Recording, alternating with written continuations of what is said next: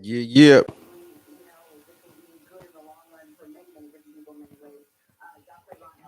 Hey, good morning. What up, my people? Good morning and happy Monday. You know how I start my videos. Do you remember the name? I know you got to start. The name got to start. You got to start remembering the name by now. What's my name, yo? Aaron Benjamin Miles. Aaron Benjamin Miles, the 110th mayor of NYC. I see I got my one uh watchdog that they got on me that watches all my videos that I post. How you doing? Good morning to you, sir or madam, whoever you are. Got to know when you're being watched. You heard? Aaron Benjamin Miles, the 110th mayor of New York City. Before becoming mayor of NYC, that's my docu-series coming soon on video on demand on Amazon Prime. I got the account already set up. I just got to upload the footage once I learn how to put the closed caption. Aaron Benjamin Miles, Rise of the Good People. I'm going to take a second to give praise to the Most High, and I'm going to take another second to give recognition to the ancestors without whose guidance, wisdom, and protection we would not be here. So let's take a second to give praise to the Most High.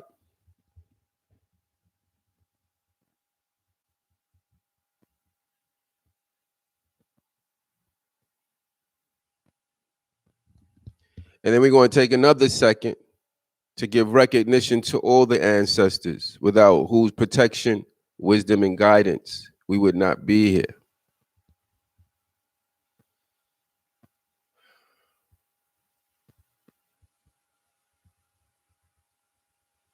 Okay, because I know y'all impatient. You know what I mean? I wasn't going to even do a video today, but the ancestors hit my spirit with a topic. I said the ancestors hit my spirit with a topic, so I'm going to talk about it because it's in the media and got to hit while it's hot. Right? And again, we're going to be saying some things in opposition to the advocates of the white agenda. So my little watchdog going here probably going to throw the filter on my video to distort the sound a little bit as it, progresses. Because, they want to disrupt some of the things that I say in my campaign updates. Because it's in total opposition to the advocates of the white agenda. Aaron Benjamin Miles. Now, my topic for today is weaponizing women. That's deep right there. They weaponize a lot of things, but a lot of y'all don't even see how they're trying to weaponize women against men. They're weaponizing women against men, particularly from communities of color. But as you can see from the incident with the shooting of the 6 Asian women in those massage parlors, aka escort spots, that it affects white men too. Because if you're not a part of their special interest group and their little circle, you're not intended to receive any of the benefits that they get. You're not intended to get that king treatment. Like I said in another video, that white privilege is only going to get you but so far. It'll get you in the door, but it's not going to get you that king's treatment. You usually need money for that, which is one of the things they try to hoard to themselves, the advocates of the white agenda. But since we're talking about the sex workers and the escorts and the prostitutes and how their rights are being violated and how they're being discriminated against, right? how they're being how there's a prejudice against them, and we can't have that because they're people too, and they're just trying to make a living, right? So regardless of what they chose to do for their profession or their work, we can't have people violating them, killing them. That's definitely out of the question. And treating them any less of a person than you would treat yourself.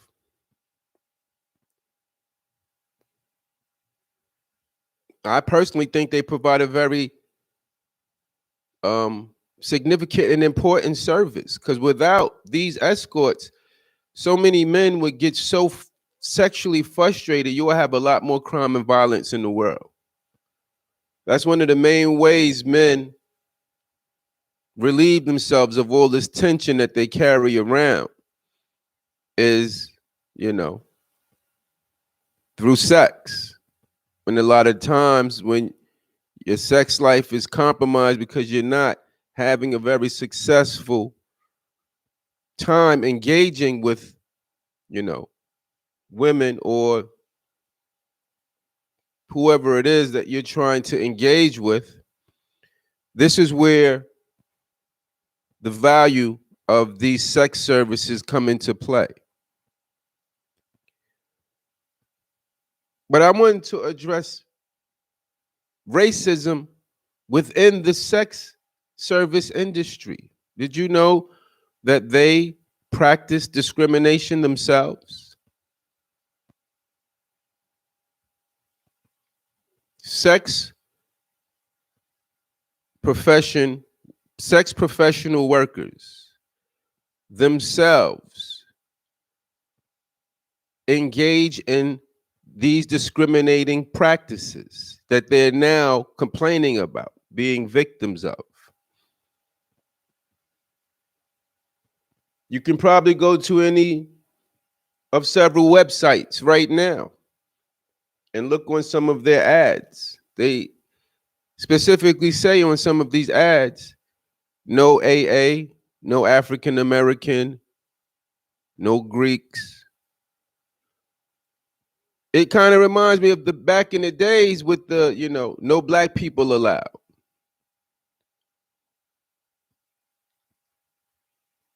There's a problem with that because it's very traumatizing to men that are already having a difficult time. Obviously, that's why they're turning to these services. But when you're having a difficult time and you go and you save up all your money and you think you could hit a home run by going to these people who are supposed to theoretically qualify you just based on your ability to afford the service, and then you see this is traumatizing to a lot of men of color. When you're judged by your color or your race by a prostitute who you text them and you're like, hey, are you available? And her response is, what nationality are you?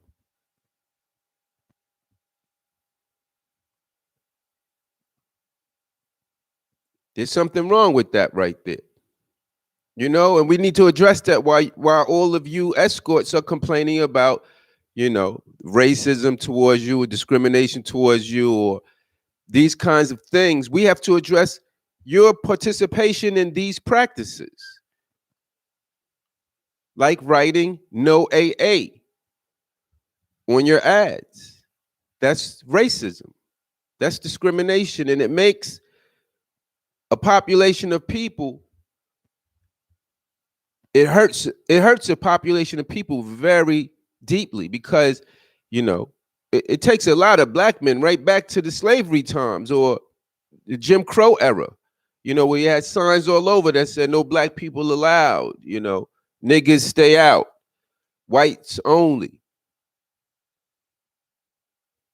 And that's your preferred clientele is the white people because this is how the advocates of the white agenda conditioned you. But look what happens when one of these so-called preferable clientele turn around and becomes violent with you. And you realize there's really no one to protect you from him.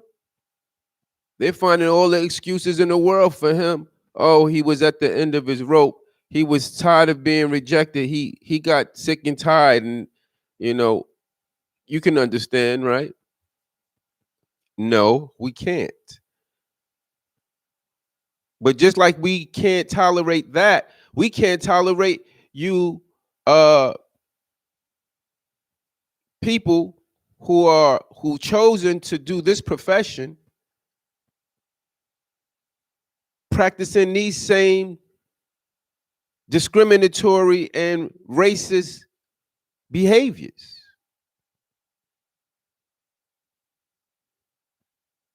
You know, everybody can understand being selective. And maybe if someone's not groomed well or one of these things, maybe you don't want to provide the services for these reasons. But because of a race or color, that's what we're all fighting against right now. You can't define excluding or discriminating against a person in these days and times because of the color of their skin or the race that they're from. And you know, that's happening right now. And advocates of the white agenda, they so clever. You know, I have to, like I said all the time, I have to really give them their props because they smooth with how they move. But third, I can see through some of the things that you're doing, and you're weaponizing women against men, especially from communities of color.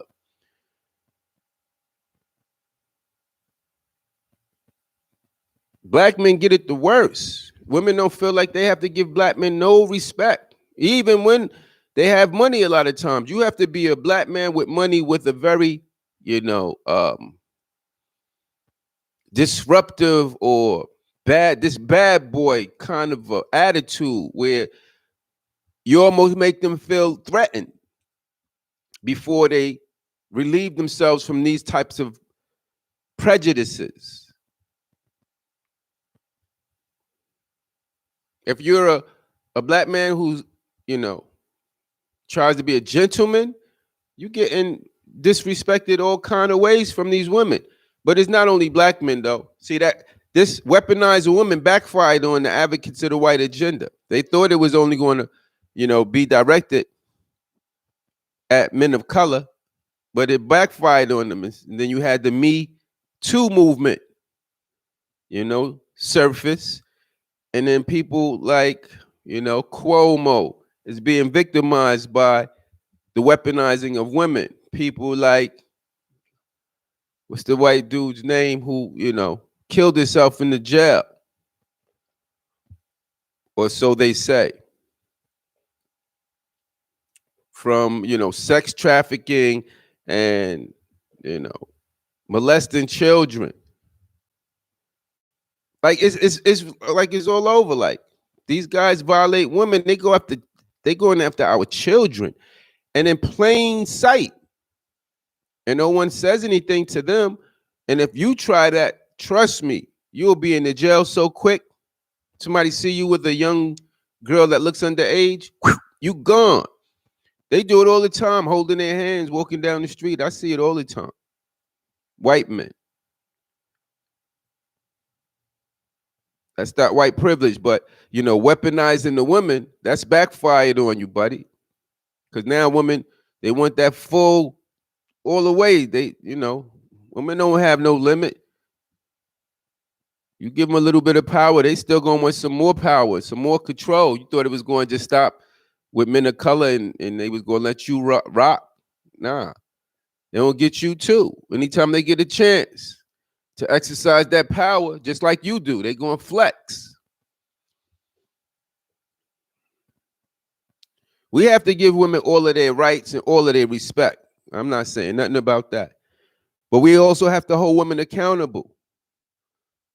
Now, a woman that gets violated, mistreated against her will, meaning she didn't want nothing to do with a situation, and some person forced themselves into her space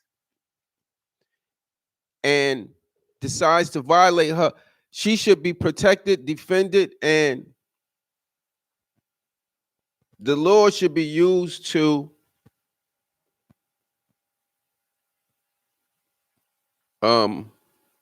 deal with whoever that perpetrator is.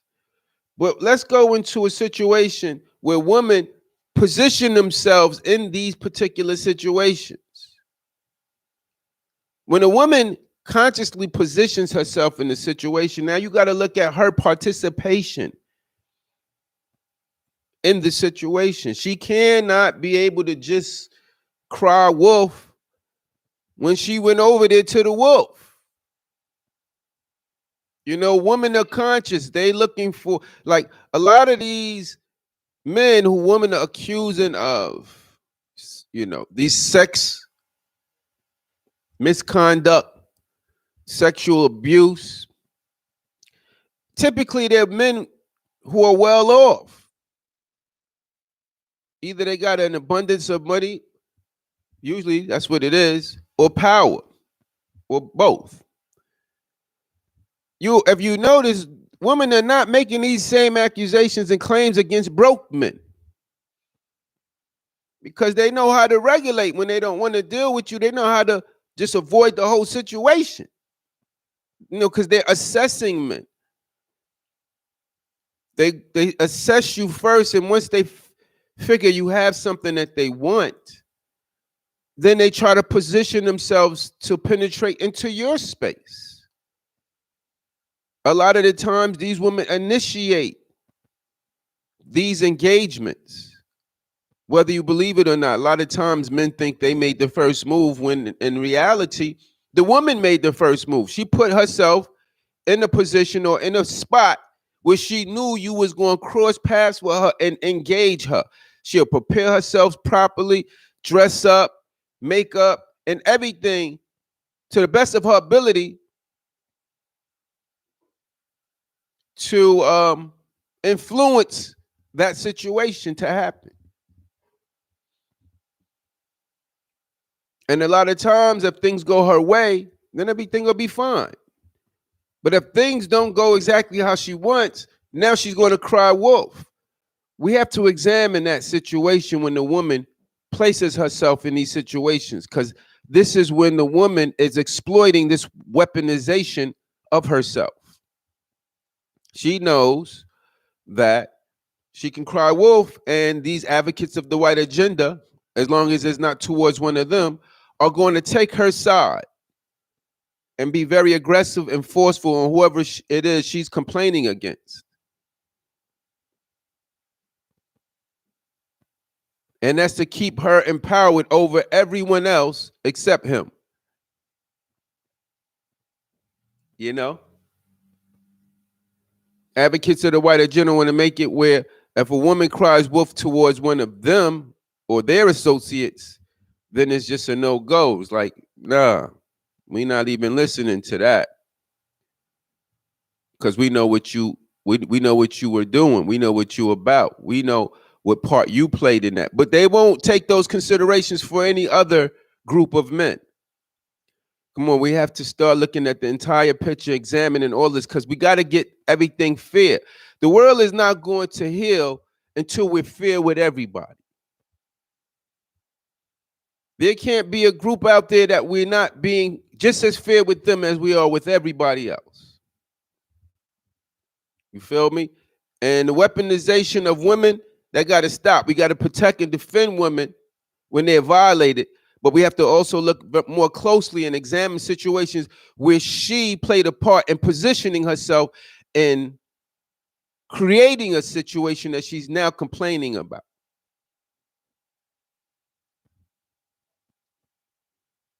And all you escort workers out there, you're going to have to stop practicing them discriminating practices that you're now complaining about. Take down all of that. No African American, no AA, no Greek. Take all that off your website and stop asking men, what nationality are you? And solicit you for your services, because that's got to be looked at as a discriminating practice, and it got to be discouraged just as much as anything that you're complaining about that's being done to you, right? And that's all I'm going to say for today, because like I said, I didn't really want to do a video today, but this hit my spirit. Like my man say, who make those comedy videos, this was sizzling in my spirit, so I had to talk about it. I'm gonna get back up with you guys tomorrow, you know what I mean? See what's on my spirit then. It's your boy, your favorite mayoral candidate, the next 110th mayor of New York City, Aaron Benjamin Miles. Before becoming mayor of NYC, Aaron Benjamin Miles. Rise of the Good People, Aaron Benjamin Miles. New York City Savages. We political now.